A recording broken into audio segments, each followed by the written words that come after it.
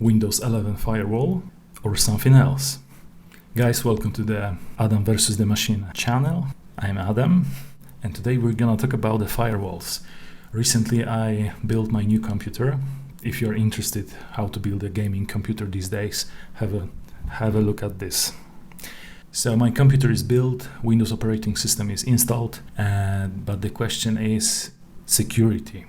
And if you're watching this video, you know how many bloated things are in Windows Microsoft system already installed. And on top of that, all that software that you install that also collects data and connecting to the servers you don't want to be connected to.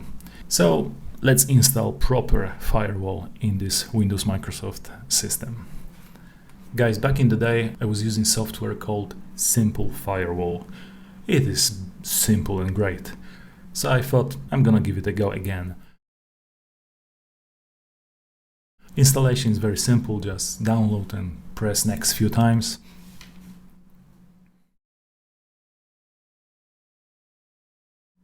Install any updates if needed.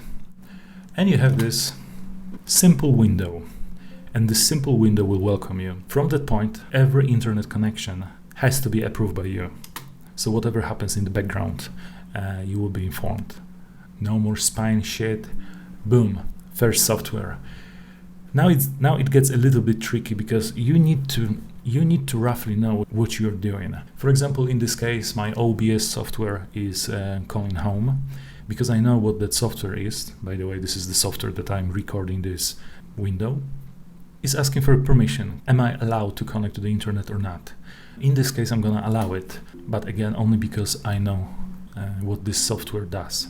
Now, from that point, you will be bombarded by many questions because there's a lot of things in the background. Even if you're not doing anything, system is constantly trying to connect to something. So have a look what I'm doing here, and I will give you a few thoughts about that.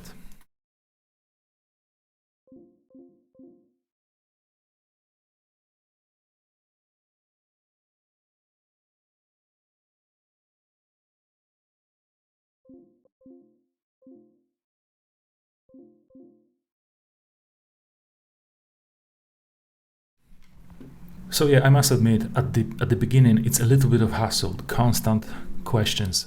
Are you allowed this? Are you allowing that? It is great when you know what you're exactly doing.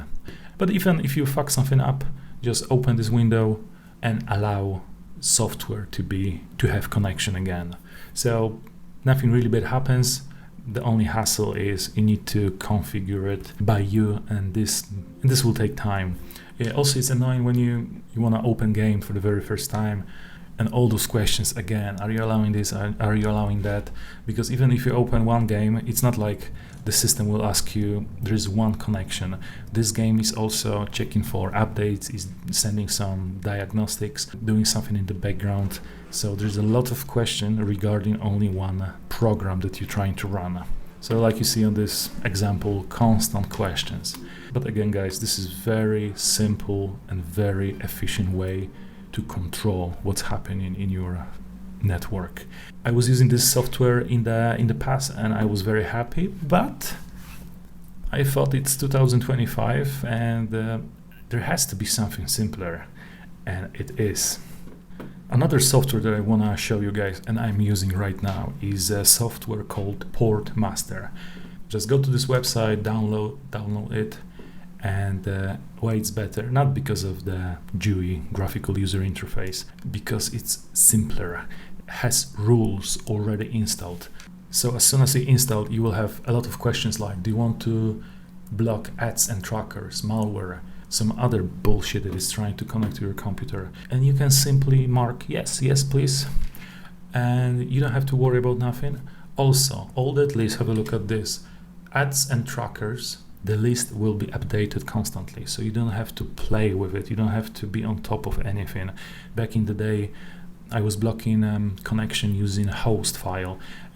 This is the way, but it's time consuming and you need to be on the top of the game all the time. This is doing everything for you. So not only you're controlling what's happening in your network, but also you're not allowing any malicious things to connect to your computer. So you have many things in one. So you have control of your network, you are blocking malicious sites, and you're blocking all those trackers and other fuck knows what that is trying to collect data about you.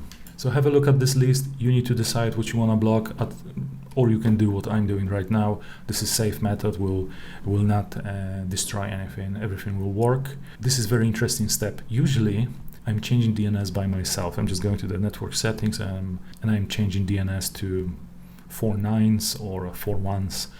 If you don't know what I'm talking about, that doesn't matter. Simply just mark one of those options. In massive shortcut, ideally you want your queries to be encrypted. What I mean by that, if you want to go to the facebook.com or banking site or adult site, YouPorn site, something like that, and you don't want really your ISP provider, your internet provider, to know what you're doing, you need to have encrypted DNS queries.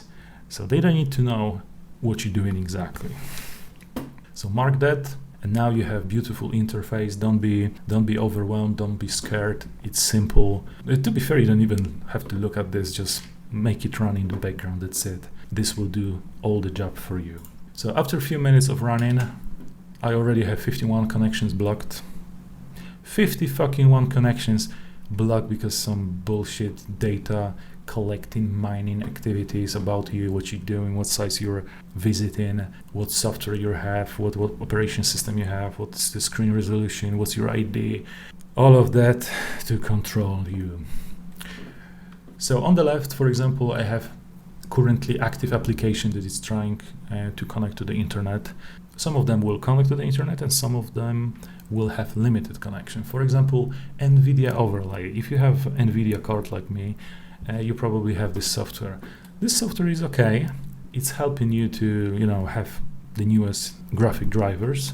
Also, it's helping you to configure your games. But in the background, there are other activities, and I don't know if you know about that. It's basically collecting data about you.